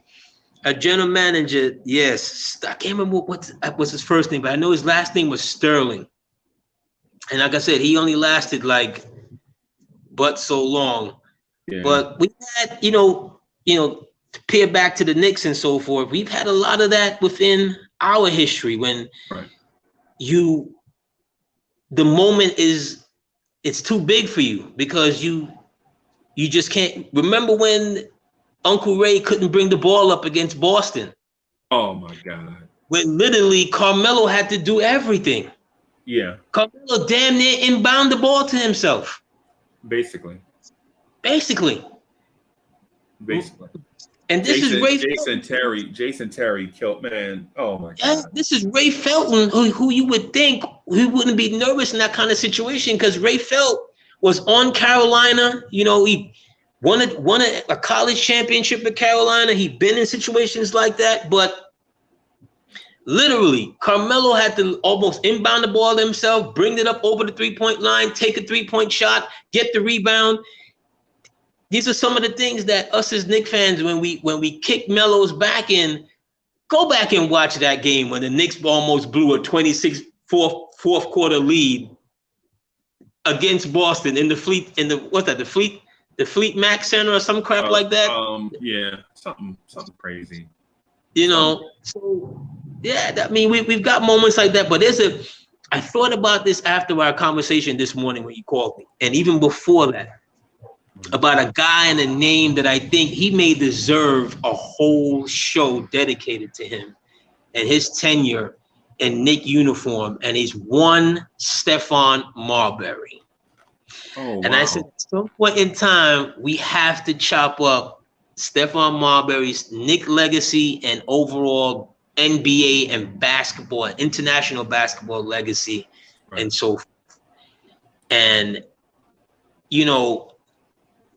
a lot of Knicks fans don't remember this or don't know this, that Stephon Marbury's father caught a heart attack in Madison Square Garden and later died. I think was on the way to the hospital or something to that effect.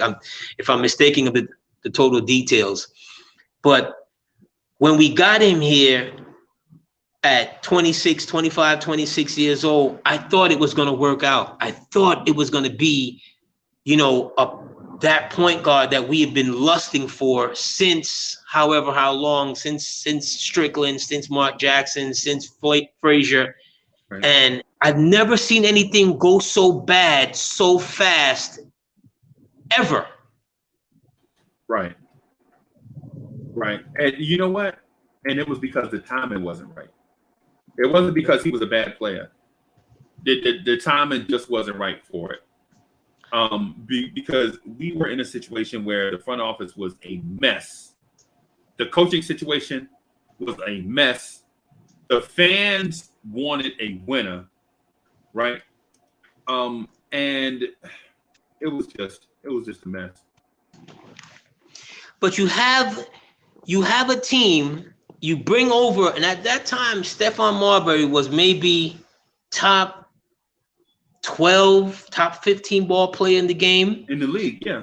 In the league, you make a trade for Eddie Curry, and you try to turn the team over to Eddie Curry. And then you hire a coach, Larry Brown, who we rarely do we touch on this, who then forces the general manager, Isaiah, to go out and go trade for Steve Franchise. Yep. Some of this stuff you can't make up. It's like, why would you have Stephon Marbury here, and then you thinking that, well, you're going to get Steve Franchise, who had already hurt his knee. He was no longer the high flyer that he was. He was just okay. Because without his jumping ability, Steve Franchise was not a good ball player. No. Right? And you trade without his hops, he was DSJ. Yes. You trade for him, you trade a young Trevor Ariza and whatever else, and you take on that albatross of a contract to force a marriage between him and Steph. You can't make some of this thing up with us, as a management, as an organization, that we have a. Hey, I'll be right back. My dog going crazy. I'll be right back. Don't worry about it. I'll hold it down. But Knick fans, put it in the chat if you remember that time and what your thought process was at that time, having Stephon Marbury on the team and what you thought he would have been.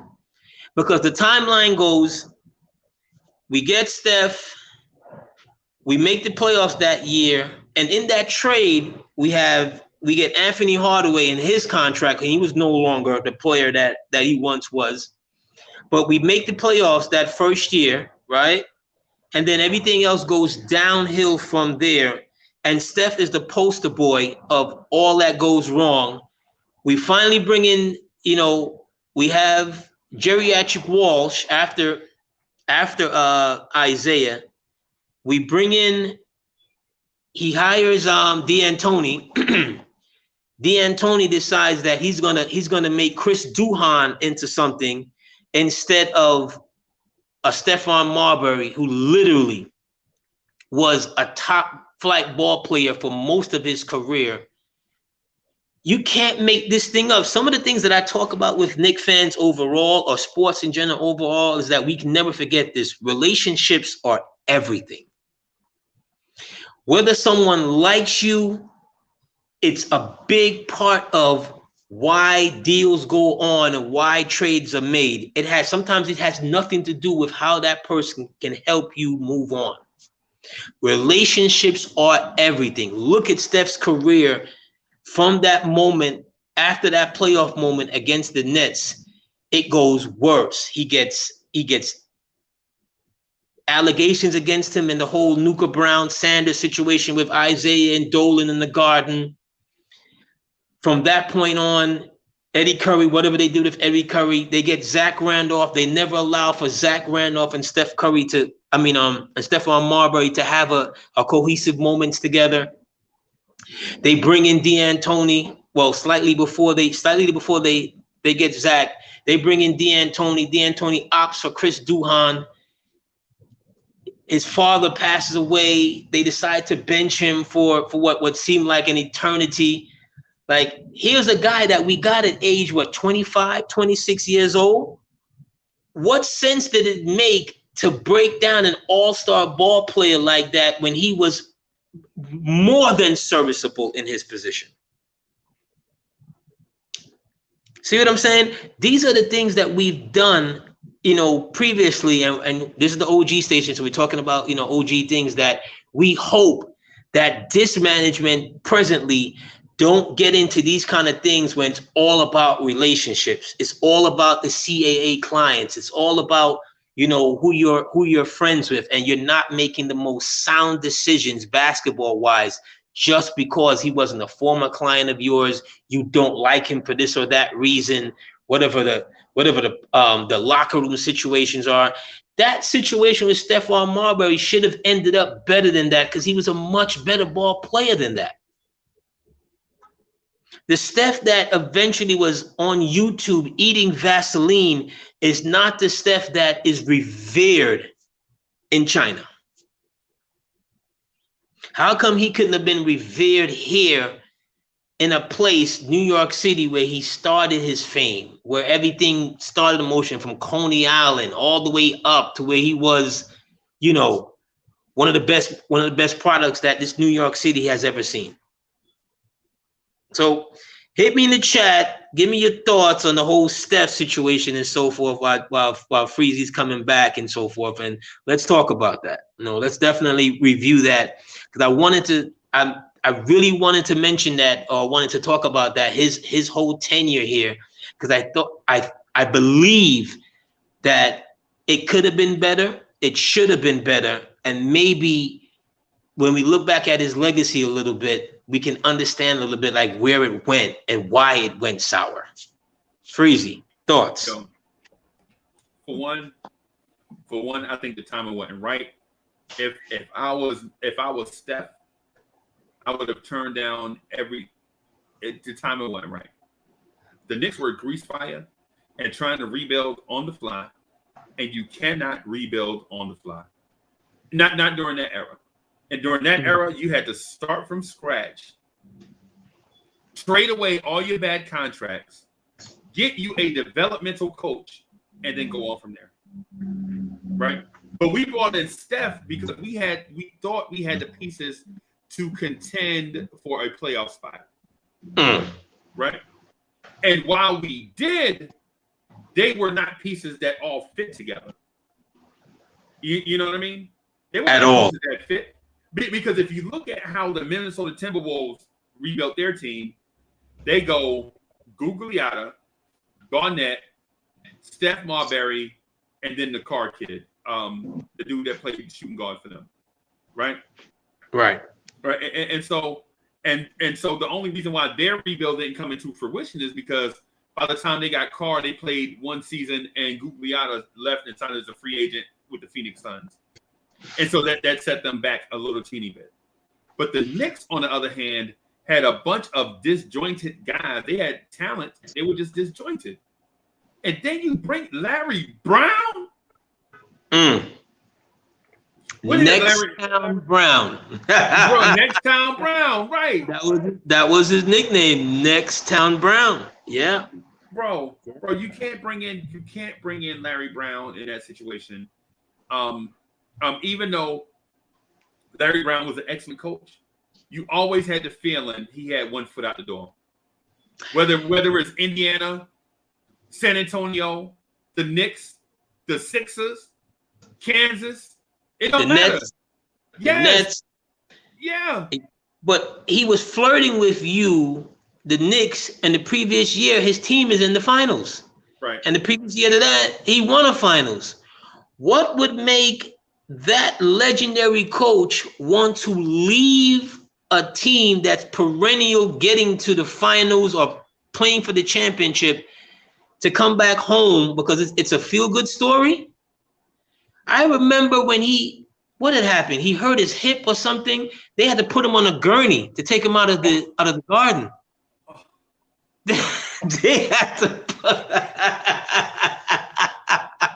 I hate doing that to you. I hate doing that to you, Freezie. Oh, I'm telling you, the Larry Brown the punchlines write themselves. You don't even need a joke. Oh my the punchlines write themselves, bro. Or better yet, he would, if you're gonna play in your hometown, he would start you. Right. What he in just the world he could be the 15th man off the bench. He just come get you. You know what? You're gonna play in your hometown in front of your mom and your dad. Gonna start the lineup. Yeah, bam. There it is. That's it. And then it's also that he begged for Steve Francis. Steve Francis get here, and he still played Marbury at the point and played Francis at the 2. Who couldn't shoot? Who couldn't shoot? We gave away all this stuff for a 2 guard when we already had 2 guards on the roster. Yeah, the best shot Francis ever took in a Knick uniform was that night when we were playing against Washington in Washington, when he hits the shot with like 6 games to go to put us 1 game in front of, I can't remember who it was, when he jumps on the table, when he jumps on the press row table, and he hit the most line drive, back of the rim jump shot that literally hit the back of the rim, went down. Bang, right? He jumps on the table. He got his Patrick Ewing moment. He got his arms open. He's running all over the place. And then we lost, I believe, 6 out of the last 7. And we don't get to the playoffs. Bro.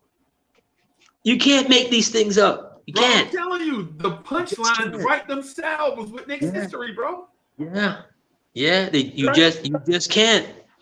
You know, some of his moves that he made, like, you hired Larry Brown, and the moment you hired Larry Brown and brought him in, you and him became adversaries. Yep. How does that work? Right. And so you look, you're like, what in the world is? So my cousin just hit me up and said, "How come y'all didn't draft Downtown Freddie Brown?" Another one. Yeah. Another one. Downtown. People don't remember Downtown Freddie Brown and Dennis Johnson in the backcourt. They don't remember that old Seattle Sonics. They won the NBA Finals. Yes, they did. Yes, they did. Downtown Freddie Brown. Downtown Freddie Brown. They had a good team. There's a lot of good teams, a lot of good ball players that, you know, as time goes on, hopefully we'll give them some light. We'll remember them for their attributes, what they brought to the game. Right. And so forth, you know, Fat Lever. Tom Chambers. Tom Chambers. Xavier McDaniel. Young Xavier McDaniel. Dale Ellis. Yeah. You know, there's so many. There's so many guys in different eras, 80s, 90s, 2000s. You know, young Ron Artest. Right. You know, Ron Artest, Sacramento Artest, when he was over there with them. And then when he went from there, because I remember I can't remember his running mate. It's gonna come to me, but they had a good little team right there, and they gave San Antonio like all they wanted. That was a good little team, and they had Miller at center. You know. Bibby, Doug Christie, Pages Stojakovic. Yes. Hedo Turkoglu, Gerald Wallace. That's like right before they were about to like totally dismantle that, and then they move.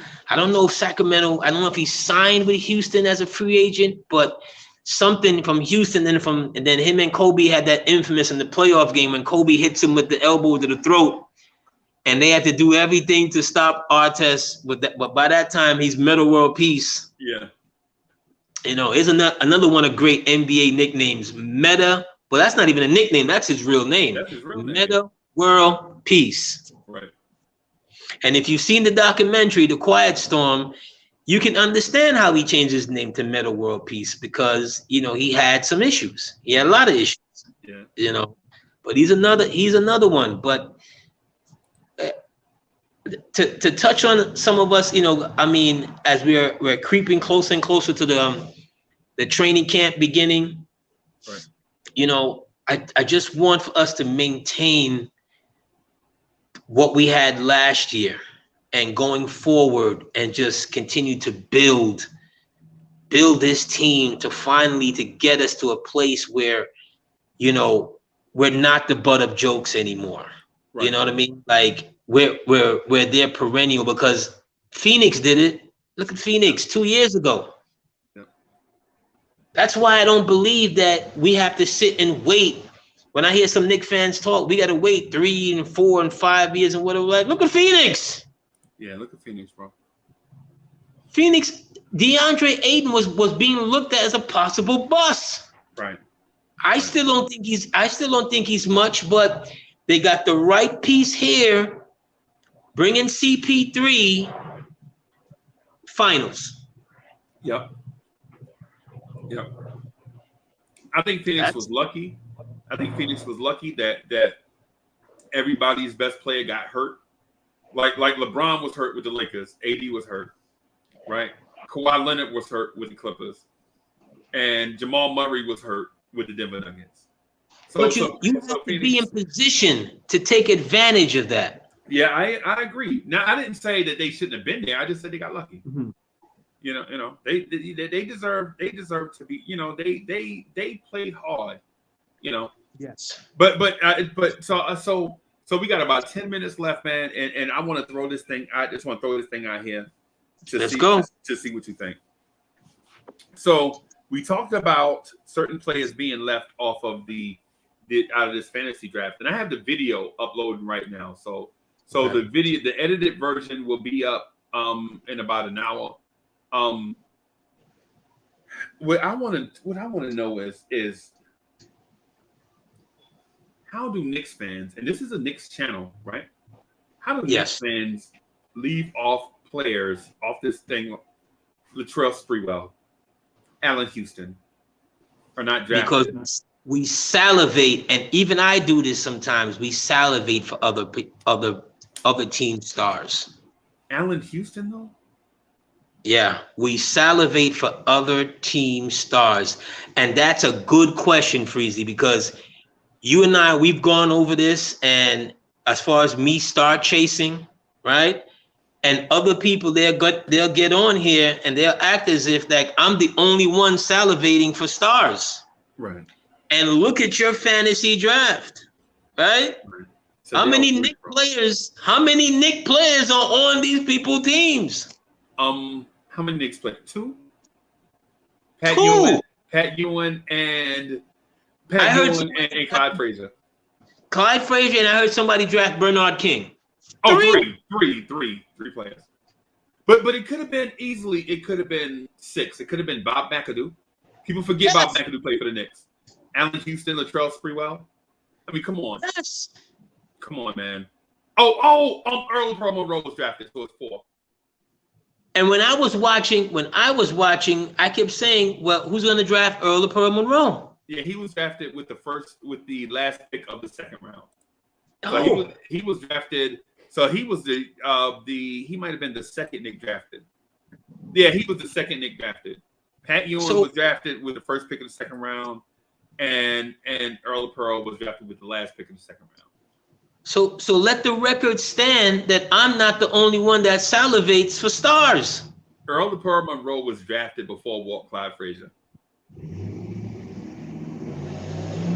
I mean, and the dude that you were trying to remember is Dick Barnett.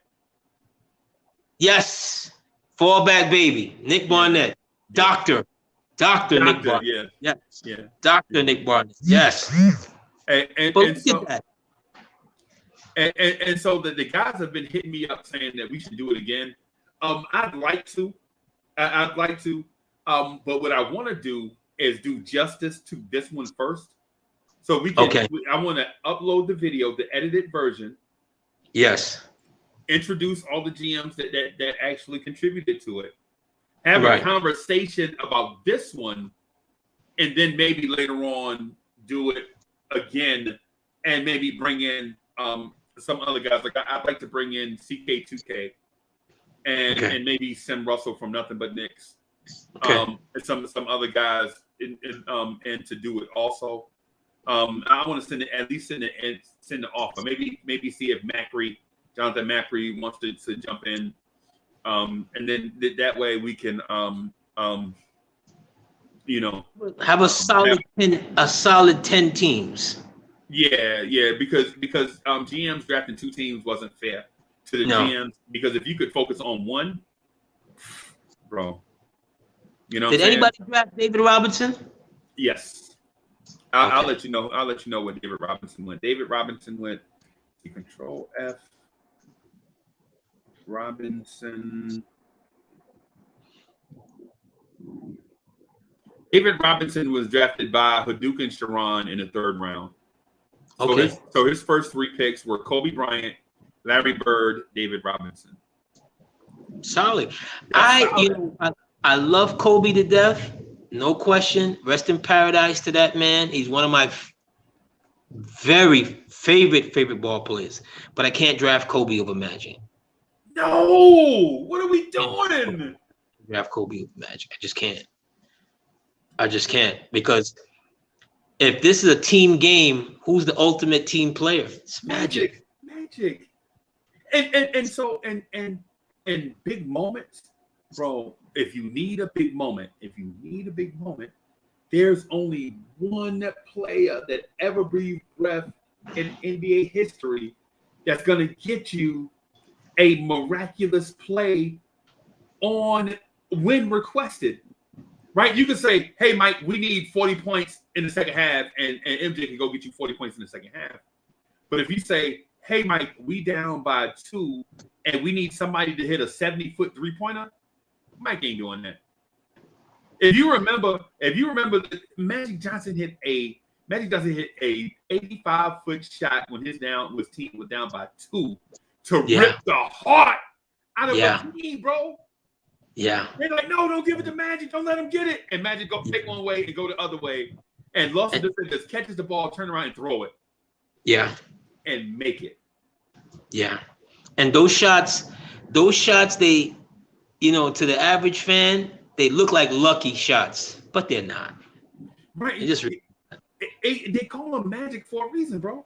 Yeah, they're just not. The great ones, you can't leave the great ones. Jerry West did it to the Knicks, and if you had the 3-point line back then, the game is over, because he hit 75-foot shot. Right. The great ones, they've been doing that in the backyard, in the schoolyard, and they have something with the basketball that if you let them alone, try and do it. Like I recently saw a montage with some of Larry Bird's great moments, and it's like, my God, like, why would you ever let him touch the ball, in any of these moments? Like, this dude is so great, he doesn't even take off his warm-up jacket in the 3-point competition. He asked everybody, who's gonna finish second? Who's gonna finish second? Like, walking off, holding up his finger with the warm-up jacket on. Who shoots the 3-point competition with his warm-up jacket on? Bro. Nobody. I'm not gonna lie to you. The greatest moment that I've ever seen on an NBA basketball court, right? And there are plenty to be in. There are at least 100, 200 moments, right? But number one is when Larry Bird got so hot against the Atlanta Hawks that the Atlanta Hawks was triple teaming him out of the inbound, and sometimes he could still catch the ball and get a shot off and make it. So much so that Mike Fratello said, the next person I see rooting for Larry Bird on this bench is gonna get fined or suspended during the game. Yeah, Larry Bird is so hot that the opposing team is rooting for him, bro. Are you serious? That the opposing team, they're all, because I saw Dominique Wilkins do a narration about that, and Dominique was like, yo, every one of y'all should have got fined. Every single one of y'all rooting for Larry. And remember, Mikhail had just set that Boston record maybe like a week before, and Larry was like, oh, look, it's going down tonight. We're gonna take your record tonight. Yeah, I'm gonna take your record tonight. Yeah. The audacity. Yeah. And for people that don't know, the Atlanta Hawks had a balanced attack, so they were keeping pace with the Celtics, right? But at the end of the game, the Hawks were up by 2 with 2 seconds left, and Larry Bird, everybody in the gym, everybody in the city knew who was getting the last shot of that game. Right? Yeah. And Larry Bird, out of the timeout, was like, "Yo, I'm gonna catch it over there in that corner, and I'm gonna win this game." Yeah. And I was I'm like, telling you where I'm going. I'm telling you where I'm going with it. Yeah. I'm telling you where I'm going. And they load up to defend him, right? Mike Fratello's mistake was he put a man on the inbounder, right? And what he should have did is let the inbounder have free vision, but double team to jump all the passing lanes to Larry Bird. Yeah. But he didn't.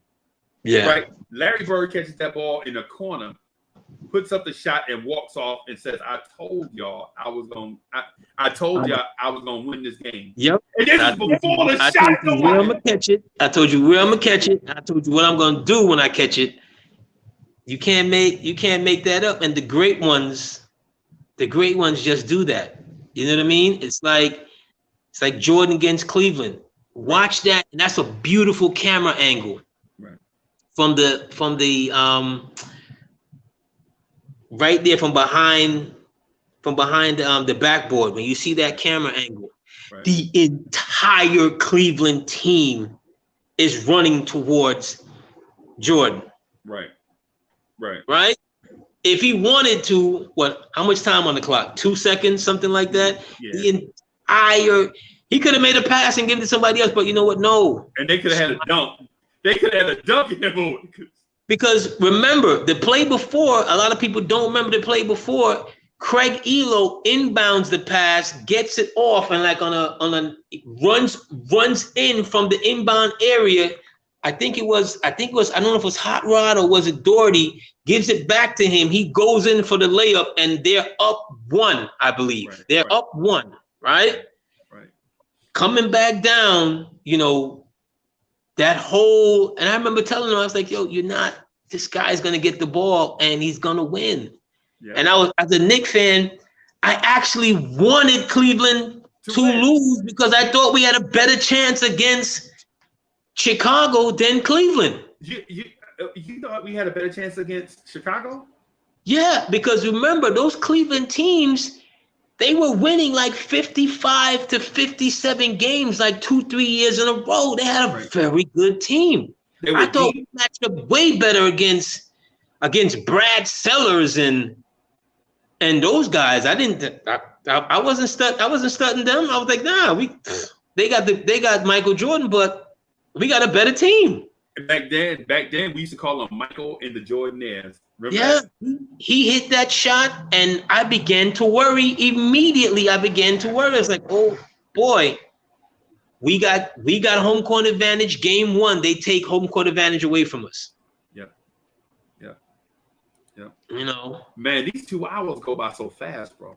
Absolutely, Uncle. These two hours go by so fast. Let me shout out the chat again and wish everybody a safe Labor Day weekend and so forth. It's always a pleasure with you, Freezie. These 2 hours go by just like like that. Like that. So how about we do this? How about next Sunday we recap the Stephon Marbury era? We're gonna need a good little piece of segment on the Stephon Marbury era because I'm glad his era or his professional life and personal life, let me not leave that on, is where it is today because I saw tragedy happening for that young man. It was just when I saw him eating the Vaseline on a live stream, I'm like, what's going on here? Yeah, this dude. Yeah. When his wife talked about him just getting on a plane and heading to China and she didn't see him for however long, he just needed that, and the Chinese and their love for basketball and getting him back to a place where he actually loved the game again. Right. He got Broadway play. He has statues. Yes. In tribute that people visit. Tourists go visit Marbury statues in China, bro. Yeah, the business opportunities that he's been able to take his Marbury brand over there. They got 2 billion people in China. Yes. Bro, this is crazy. Crazy. Yeah. But life is about the redemption story, bro. Yeah. Life is about it. But I personally, I think the Stephon Marbury thing could be more than 2 hours. Maybe we could break that thing into parts and maybe do 3 shows, because it's not just about him eating Vaseline, bro. It's not just about that. It's the whole thing. It's him. And me and my nephew was talking about this the other day. It was like the biggest mistake he did, and you can never walk a mile in a man's shoes, but when he forced himself out of Minnesota, and then he gets to the Nets, and a lot of people won't remember this. I think in the first season he gets to the Nets, maybe even the first month or two, under the glass, he's helping going for a rebound. He crashes into Jason Williams' leg, breaks Jason Williams' leg. Jason Williams can never play again. Yep. And we know what happened to Jason Williams. His story. After that. Yep. That's a story we may need to touch on. That tragedy, and for a lot of, we talked a little bit about this, about the bag and getting the bag for professional athletes. Jason Williams, who's from the city,